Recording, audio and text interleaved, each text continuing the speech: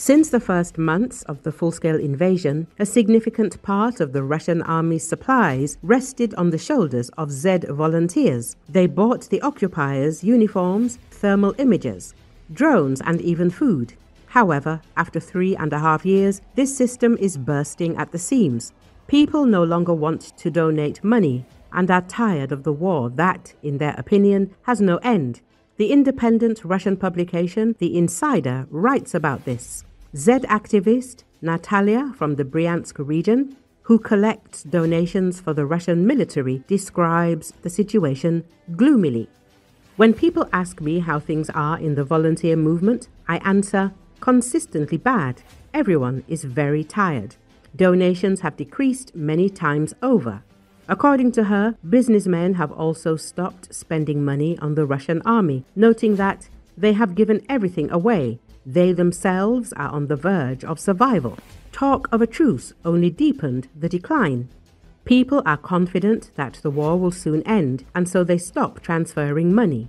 Another Z activist, Ruslan, also from the Bryansk region, became completely disillusioned and left the movement.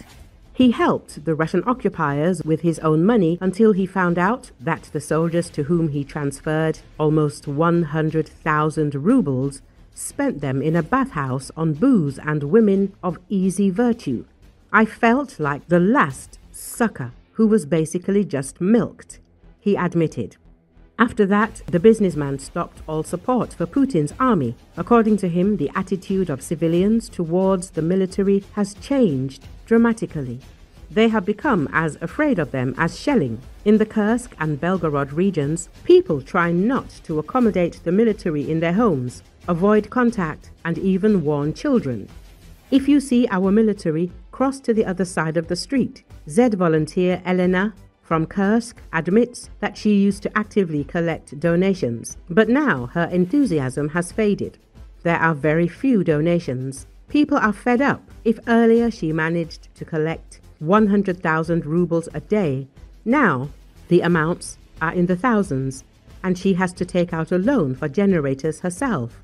Z volunteers note the rampant drunkenness of the Russian occupation army.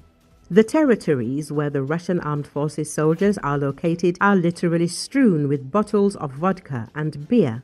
Drunkenness is especially widespread among mobilized soldiers and volunteers who cannot withstand the psychological pressure and become alcoholics right on their positions.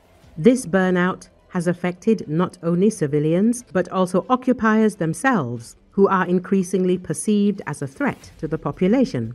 Disappointment, fatigue and mistrust are turning the volunteer Z movement, once considered the mainstay of the front, into a shadow of its former self. Many of those survived agree on one thing: the war might not have happened, and then these problems would not have existed.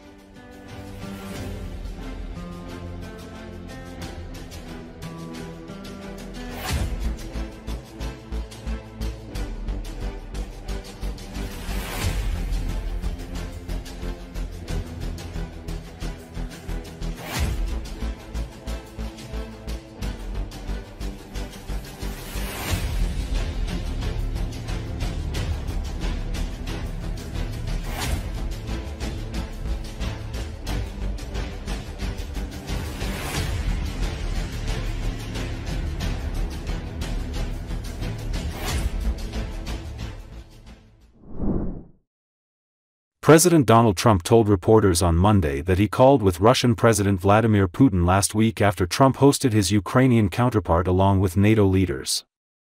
According to Associated Press, additionally, just before wrapping up his comments in the Oval Office, Trump said the administration would soon be reducing drug prices anywhere from 1,000% to 1,500%.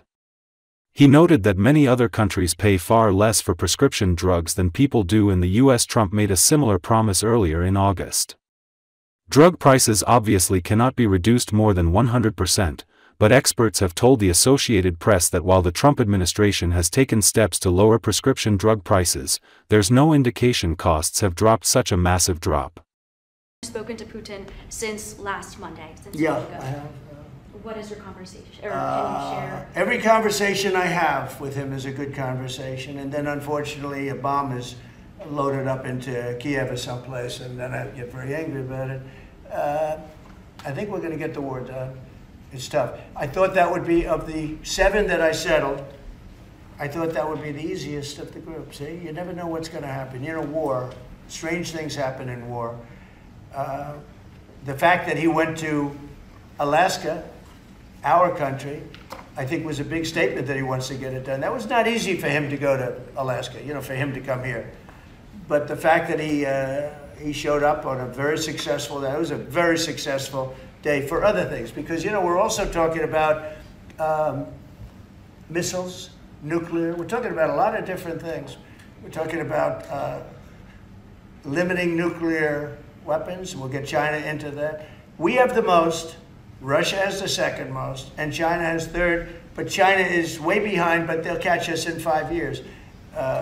We would like to denuclearize. It's too much power, and we talked about that also. That's part of it, but we have to get the war over with. Why do you think President Putin is so reluctant to meet with President Zelensky? Because he doesn't like him. He doesn't like him, you know? They don't like, I have people I don't like. I don't like to meet with them. Sometimes they do like to meet with people I don't like. So how do you get them together? They don't like each other, really. We have something coming up, favored nations, where I'm going to be reducing drug prices by 1,500% where a pill that sells in Germany for $10 costs $150 here because of the bad price. And I was all set to do it, and then we had the COVID come up, and I had to focus on that because we had the greatest economy in history in my first term. I will tell you that we are going to be doing numbers on the cost of drugs in this country that I'm not talking about a 20% decrease, which would be great. I'm talking about 1,000% decrease. We're talking about where a product would sell for $80 in Germany and $1,300 here. And we're not going to do that. Mr. President, do you plan to investigate Chris Christie? Saying what? Do you plan to investigate Chris Christie? Look, Chris is a slob. Everybody knows it. I know Chris better than anybody in the room. I always felt he was guilty. But what he did is he took the George Washington Bridge, which is very serious. He closed down the George Washington Bridge. And you had medical people, you had ambulances caught up. This thing was closed down.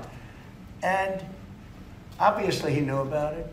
But he blamed the young lady that worked for him and another person, and they got into a lot of trouble. She ultimately was, I don't know, exonerated, but she got out of it a little bit. But she went through hell. She was a young mother, nice person. I knew her a little bit.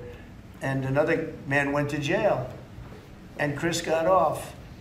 And so when I listen to Chris speak his hate, I say, oh, what about the George Washington Bridge? You know, tell me about the George Washington Bridge.